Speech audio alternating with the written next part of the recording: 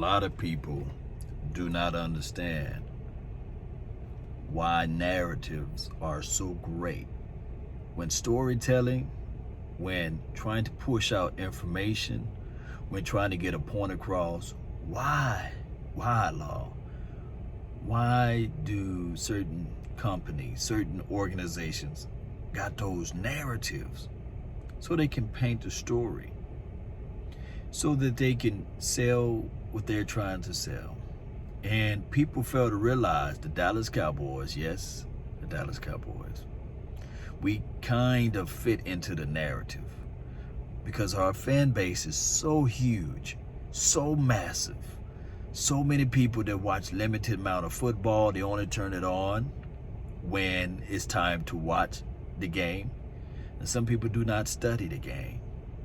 Believe it or not, like Ripley's Believe It or Not, there are more people that don't know the nuances of football than that there are people that know it. Now, what happened here was a complex, unique situation that happened for these particular organizations. And it's called YouTube, Facebook, or social media in general. Whereas we speak on the outside of the narrative concept. We bring you guys the flavor, the raw, uncut stuff, the good stuff. What's what a lot of people call it, the good stuff. And we have that uncanny ability to produce and put out our objective thoughts to, I guess you can say, counteract the narrative. The four-letter network love to bring in the narrative. So the reason why I'm speaking in this particular tone is so that you guys can understand this part. The Dallas Cowboys, for 13 years, had some shape, form, or fashion a coach that didn't make necessary adjustments, required great players on every level in order to win. Regardless of how you look at it, regardless of how you see it, those are the reality of it. Because within the confines of the 13 years, you can really count on your hand and say, okay, he developed this person, he developed that person. One hand at that, you can't count on two hands, but one hand you can count and say, okay, this is the guy he developed. And it may be less than three. You can also go into the aspect of saying, you know what? Name me one or two, maybe three monumental games that reshaped and reformed the way we think of the Dallas Cowboys. Whereas we looked at it and said, man, this guy outcoached the opposition. Man, it seems like we took the opposition lunch money. You can't find that. So when we talk about narrative, we talk about the Full Letter Network, the NFL.com. We love them because they living up to the name, entertainment piece. Because it's complete entertainment. It's like shock jock type of stuff. Hey, we'll tell you more after the break, that type of stuff. And it feeds into those who really not digesting football on a day-to-day basis, right? So people began to listen to their falsehoods and say, well, they're speaking the real. The reason why I'm saying all of this is that to fall into the narrative would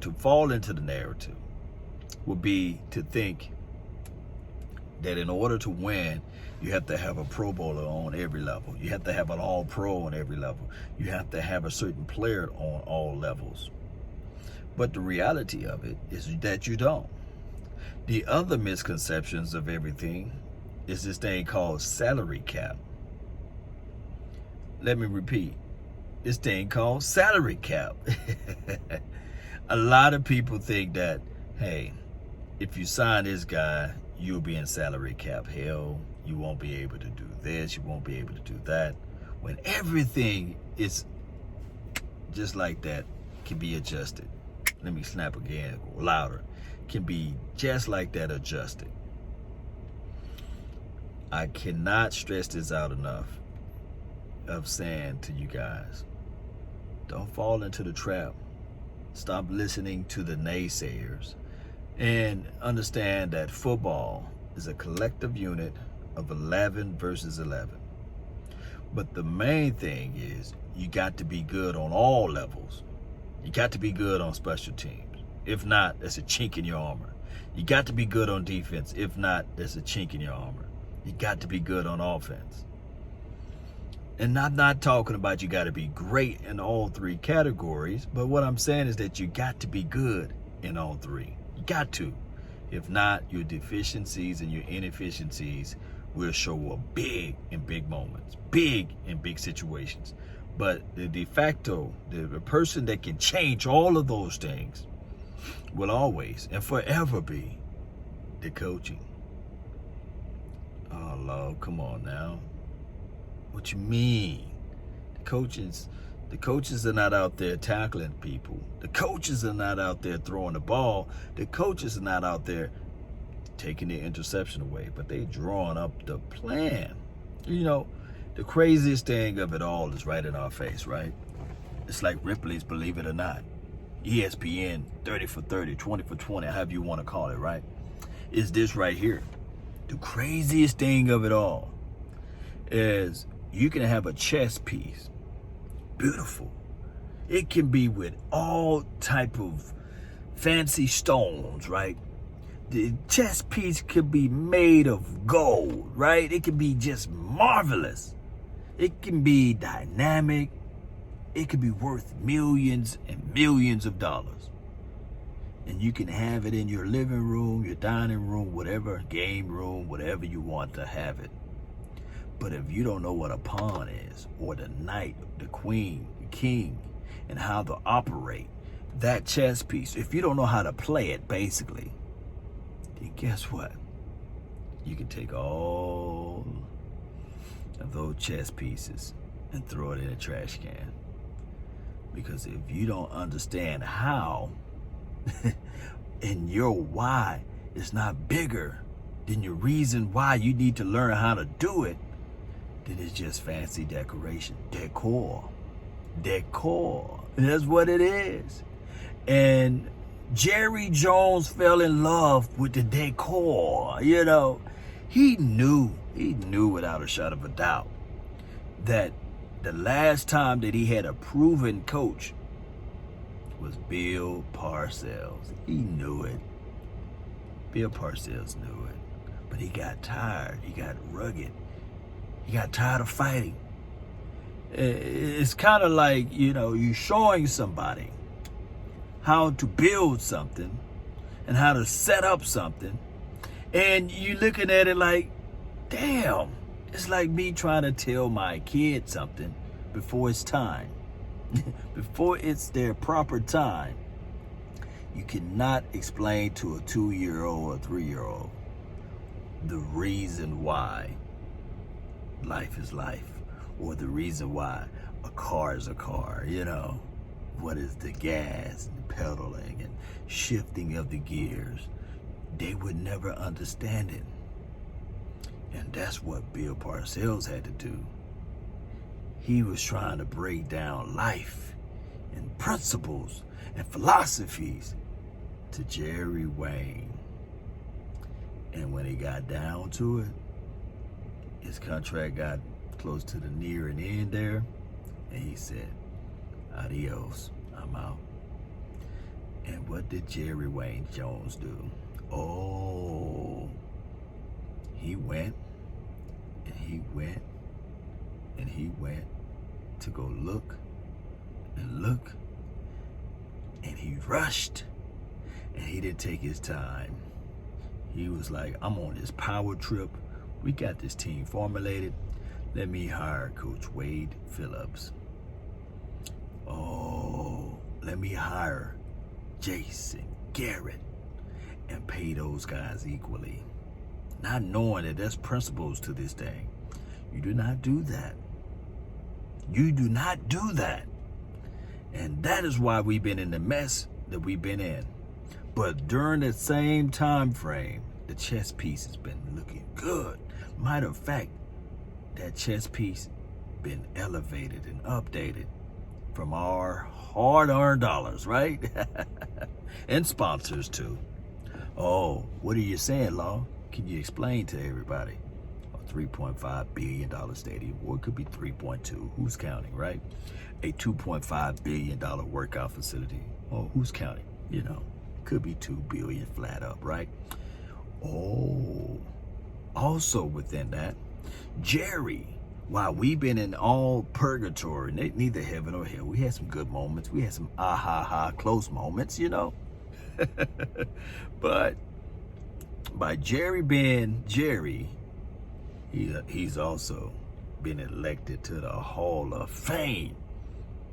So we can go back a little further before Parcells and we can say, okay, since 1995, you know, this and that. But I just want to keep everything close to what I'm trying to say, is that you should never, ever fall into the narratives, because it will make you miss out on the reality. And the reality is still here. We got a chance and opportunity. Unbelievable opportunity. Prime real estate, right? With Mike McCarthy. I think that he's a coach's coach, and we bring in Rob Davis. He know how to identify with the brothers in the locker room. He's also been in winning culture as it relates to being on teams that was able to win and just being able to identify with the players. Oh, he didn't stop there. Maurice Lindquist, Al Harris, Tom Sula, you know, it just will work all the way out. Mike Nolan. Oh my goodness. So this team, we thought about all of the things, and I will give Jerry this particular credit. At least, hopefully, we can see what is all going on with the temperature of this team now, with a brand new flavor, brand new feel. Also, pay attention to the narrative. Pay attention to what ESPN and NFL are all bagging for. They bagging for Jerry Wayne Jones to speak out about social and systemic racism that's going on, and social justices and all of these things. Oh, let's speak about Black Lives Matter. Let me tell y'all something. Jerry Jones spoke long enough, and I love the moment that right now Jerry is hush hush. He's quiet because we know without a shadow of a doubt he got something planned. Real G's moving silent, and the last person anybody want to chin check is Jerry. We know that he's one of the real original OGs, and finally he's being quiet, and it keeps the national media on their toes because they can't really paint a picture. They can't really sell the narrative. That's the craziest thing of it all, huh? It's crazy, right? That they can't paint the narrative, because the best thing that you can ever do to someone is keep quiet. Move in silence. Don't speak out too quick. Don't outspeak your wisdom teeth. Sit back, watch how everything goes, and then you make your move. Because in actuality, that's what all of the other owners been doing, right? All of the other owners that won the Super Bowl within the last 20 years, they've been sitting back, watching, learning from Jerry, learning from this situation. Let me know where I'm lying, you know. But they've been sitting back. Robert Kraft, he been doing his thing, but he allowed his coach to coach. He allowed his general manager to do general manager things. Oh my goodness. I go on and on about that, you know. I just want people to understand that everything works out and happen for a reason. And with the Jamal Adams situation, all I'm saying is do not, Cowboy Nation, miss the meat worrying about the peas. The brother came out with multiple teams that he would love to go for and play. Why put those teams out there? Leverage. It's a money grab. Oh, I can tell you that I can act indifferent. I can tell you that I don't really want this position, but when I really do, he want the bag, he want the money. Let's be real about it. Dallas Cowboys are not going to be able to squeeze the Jets. They've been in where they shape, form, or fashion where they are for a reason. For all of those years, they've been there because they are the Jets. That's how it goes. But they, for dog sure, would not look back and say to themselves 5 years from now, man, we was Herschel Walker, Remember Herschel Walker trade? They don't want to say that.